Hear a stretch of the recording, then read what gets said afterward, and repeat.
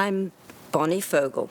I'm the founder of Imagination Stage. Carol Trawick, and a longtime resident of Bethesda.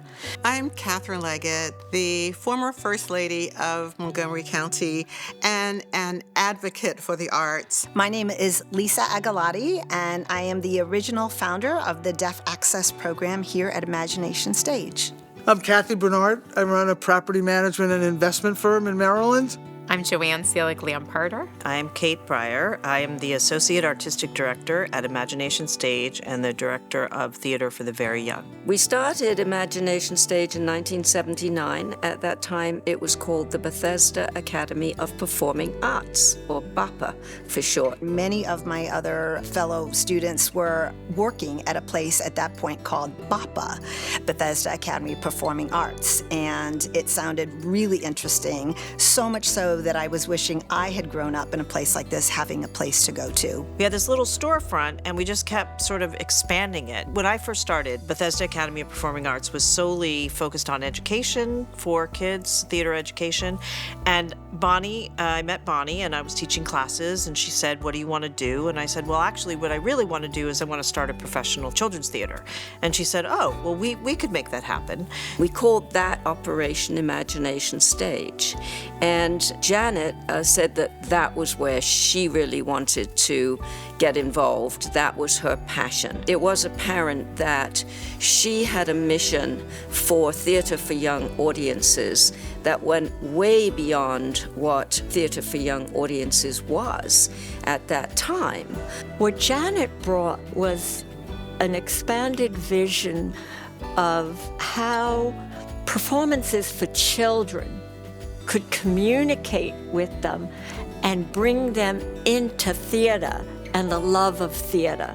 I've always been impressed by Janet's dedication to the kids and to the imagination and to the creativity. She's brought dance in, she's brought videos in, she's really made children's theater comparable to adult theater, creating creativity for kids, and I think that's really been very important. Janet used to say that as a leader that you have to have the next great idea. She used to call it a big, hairy, audacious goal. And she was always looking for the next great idea. She was not someone that would say no, or if she said no, she didn't say no immediately. She always was very curious about ideas and new populations to serve, new ways to get children involved and to keep them engaged. I think certainly the needs of now is Janet's legacy in terms of really seeing the art, as she would say, as slow food, and really being such an advocate for young people and how the arts specifically can make that difference. Oh my gosh, I have so many favorite memories. She had a group of people come in and build a stage in the storefront. We had been working on carpet. We then discovered that birthday parties were a way to fill the theater. So we went in one night with our sledgehammers and took down all the dressing room walls and plastered the walls and made a birthday party room. So I have lots of those kind of memories, just really standing side by side and just creating something new together. And one day there was this huge snowstorm, and Janet and I just came in with snow shovels from home, and we shoveled out the walkways and the sidewalks because, you got into trouble if your sidewalks weren't clear. And so I always sort of remember that because it's what you do when you're a leader.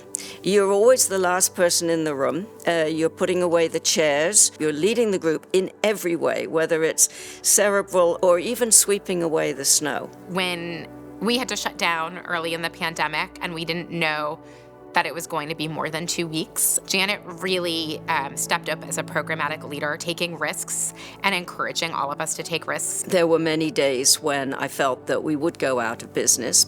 She kept us all together. She kept us going. She used to tell me that the only way she mentally could deal with it was to go take long walks every single day. And that's the only way she could sort of come back to us with great strength and the next great idea. to keep us going. As opposed to pausing our learning through theater program with MCPS, we created the filmed version of The Snow Queen, complete with an actor on Zoom visiting your classroom so the students wouldn't miss out on that program when they were learning from home. Janet said that you knew it was a pandemic day when you changed your operation 12 times before lunchtime. I just so absolutely grateful that I had Janet by my side through those decades. I think that Janet is one of the smartest people that I've ever met. I think that she is a dreamer. She has big ideas. Incredibly creative and incredibly receptive.